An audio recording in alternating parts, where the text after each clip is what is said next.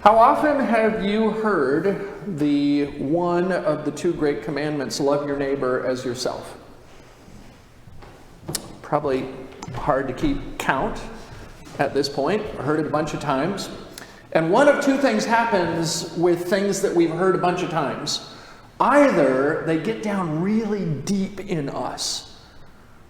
I had the experience of visiting someone in a hospital once who was not responsive, who I sat with for a period of time, and there was no dialogue. It was occasional one-way words offered from me to him. But yet when I opted to invite him to join me in the Lord's Prayer, the words came out. And you may have had an experience like that at some point, of something that gets really, really deep inside you, and it's in there so far that it becomes a part of you. You've internalized it. It shapes you in a way. The other thing that happens with stuff that we've heard a lot of times is we just tune it out. We just stop hearing it anymore. It's old news. You know, the part of the first reading which makes me chuckle when the writer of the letter to Timothy says, people having itching ears will accumulate themselves teachers to suit their own desires. We go, yeah, whatever. Tell me something that's relevant. And so this simple but profound admonition, love your neighbor as yourself, is really, really at the heart of what we heard in the attitude of the so-called unjust judge in this morning's gospel. And if we think about what it means to love our neighbors as ourselves, there's a presumption there. And the presumption is this, that you love yourself. It's not always true. But we're going to operate on that premise this morning. That you love yourself and that you are motivated to do certain things in order to care for yourself, in order to achieve your goals and hopes and dreams, in order to tend to the things that you need and exert effort to address those things. There's a lot of stuff that goes into loving ourselves.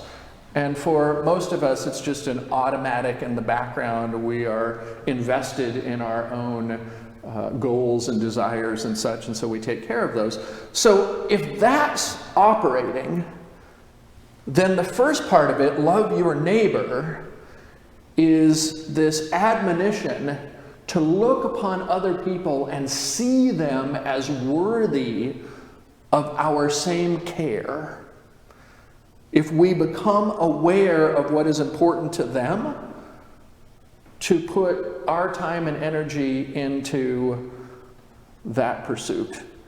If we become aware of a need that they have, that we have the opportunity to meet, then we put our time and our attention into that thing. And we can go on and on down the list. Love your neighbor as yourself. We've heard it thousands of times.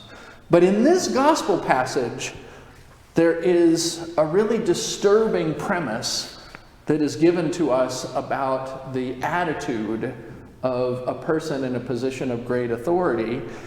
And the way that he is profiled in the beginning is that he neither feared God nor had respect for people.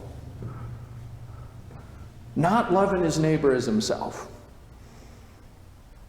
And so, if you don't have an external grounding to your moral compass, if there is nothing other than me, myself, and I, and don't bother me, don't get in my way, then a whole world of possibilities opens up.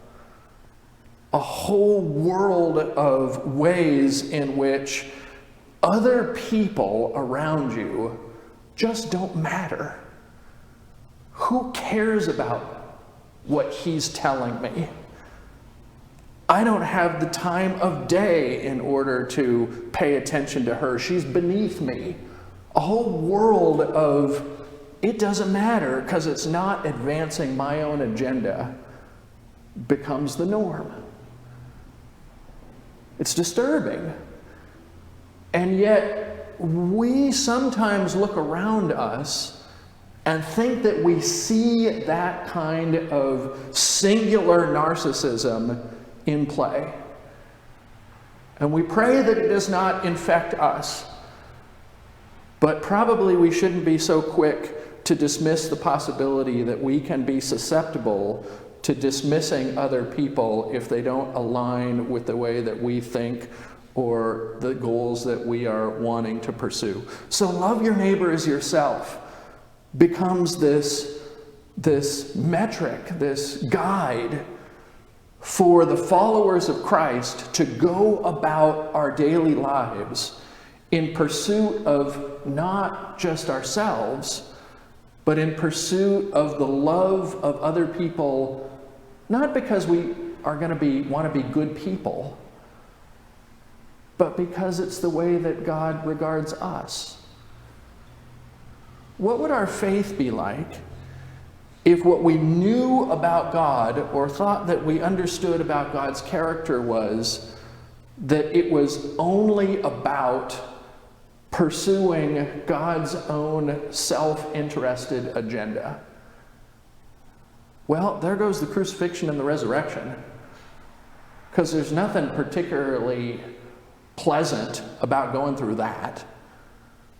There goes calling out to people who weren't the people who were on the A list to associate with, because associating with outcasts and people who were looked down on in polite society, there's no benefit to God in doing that. Making people cower and fear and worship God in a state of abject subservience, that might be closer to the truth.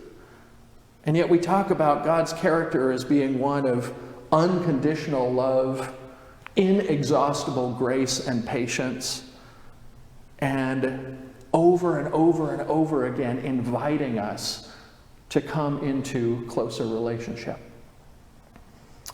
So this judge who had no regard for God and no respect for people kind of reminds me of the saying, it's only wrong if you get caught. It's only wrong if you get caught. In other words, do whatever you want.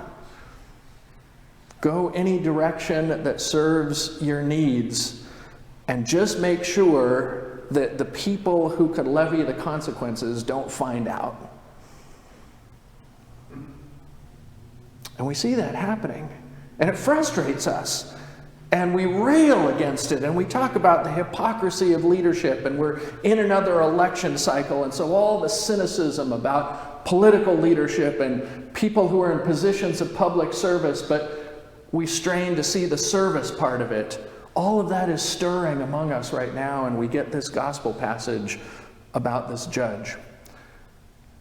And sometimes the way that this story is commented upon is that if you're just really persistent in prayer, then this is an example of God who will grant you what you want because the judge eventually caved in and said, just stop pestering me.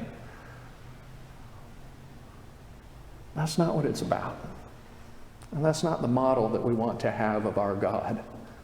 Just keep whining and keep moaning and keep going to God over and over and over again in prayer until God gets tired of you and gives you what you want. That's not our relationship. What we see at the end of the passage is these questions. Will not God grant justice to his chosen ones who cry to him day and night? Will he delay long in helping them? I tell you, he will quickly grant justice to them. We struggle with that sometimes, because there are ample examples of injustice in our world and people whose faith is shaken when they ask the important question, God, if you are a living presence in our world now, how come you are allowing all this injustice to occur? And yet, if we come back to Jesus' admonition, love your neighbor as yourself, what we are reminded about is that we have a share in the outcomes of our world. We're not in control. I can't simply, by the force of my relationship with God or by the strength of my prayer life, make intervention in all places of injustice in the world work out justice. But what I can do is I can remember that God has given me, through my faith, a part to play in being responsive to what I see in my life around me.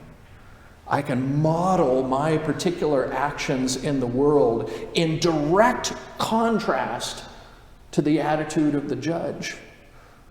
I can make my motivation having regard for God and respect for other people, and make that a part of my MO in the world. And when I choose to do that, it doesn't guarantee that there will be no more suffering, no more corruption, no more victimization or abuse of other people in the world, but it means that within my sphere of influence, within your sphere of influence, as a person of faith in this world,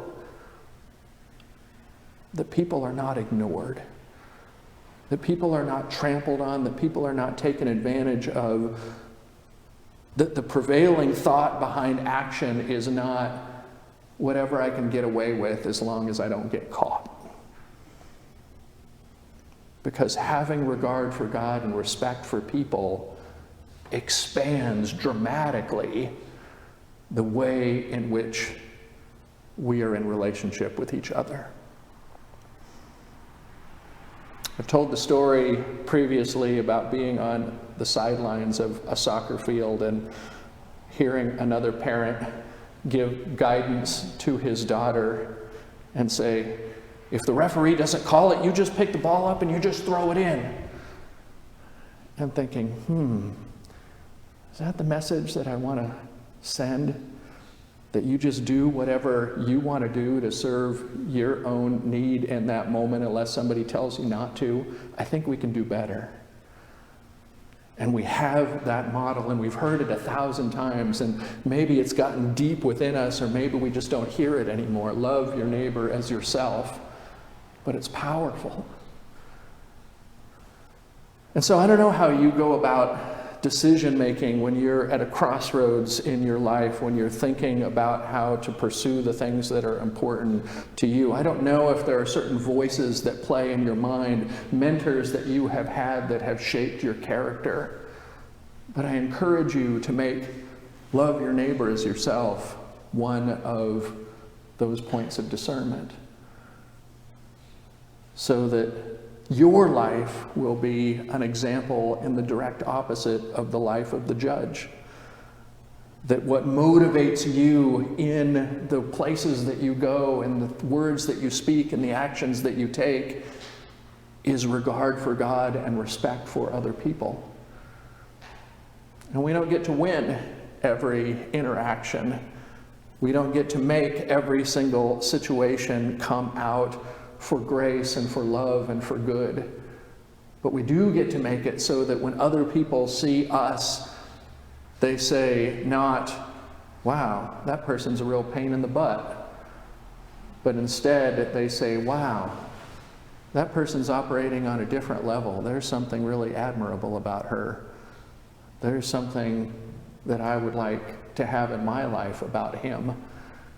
And it becomes the character of God that we are blessed to be able to share in, not crying out to God day and night for some kind of intervention in a detached way, but in dialogue with God day and night.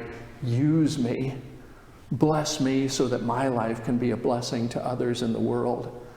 Help me to be a part of the responsiveness to the needs of others in my own time. In those ways, this parable that we hear about the unjust judge has its tide turned, and we become the examples of God living and true in the world around us. Faith becomes not an intellectual pursuit, but an active endeavor that has consequences for grace and for good in the world. So sometimes we have a really admirable example to follow. This morning, we have a kind of scummy example to go in the opposite direction of. And both can be useful. Let us take the example that we have heard this day and re-examine our own regard for God and respect for people, and rededicate ourselves to loving our neighbor as ourselves, so that God may be evident and powerful and present through our lives in the world at this time. Amen. Amen.